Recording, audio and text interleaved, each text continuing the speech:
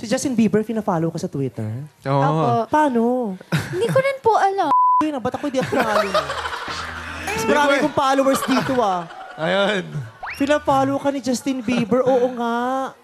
Hindi ka nagsaselos kay Justin Bieber? Well, alam mo, Vice, alam ko naman kasi ever since before, fan na fan niya talaga si Justin Bieber. Fan na fan talaga siya. Fan na fan niya talaga si Justin Bieber. At kahit crush niya si Justin Bieber, okay lang sa akin. Alam ko, ako naman mahal Bakit niya. secured ka? Hindi, kahit crush niya, kahit fan niya, alam ko naman ako love niya. Alam niyong imposible maging kami. Hindi naman. Oy, malay mo naman. Oy, merong isang celebrity, kilala natin. Dumating dito si Justin Bieber, tapos pinahingi niya yung number nung kakilala nating girl. Who? Pero si girl, nagmaganda, hindi binigay yung number. Sinabunutan ko nga eh. Seryoso? Ate Ann, Promise. Pinatanong dun sa crew, pinakuha yung number niya, pero hindi binigay. Nagmaganda si girl. Sabi ko, sige na, join ka, join mo ako. Nagmaganda si girl, pero kaya bongga si girl, dined mo si Justin Bieber. Si Ann. Ayoko sabihin, no, baka ano to, no, Si sabihin natin. Vice. Basta itago natin sa pangalang Curtis.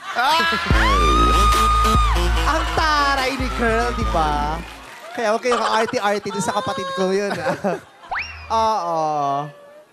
Kung ikaw, ibibigay mo din. opo. Okay lang, sige. Oy, na-hurt na si Kim. Pero kaming dalawa magte-text sa kanya, tapos magsa-Snapchat kaming dalawa sa kanya.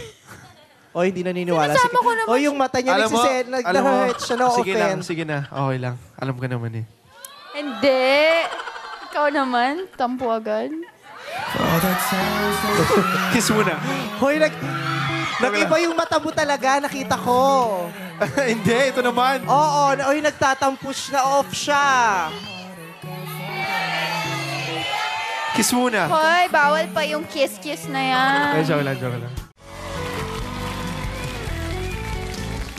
Gandang gabi ka, pamilya!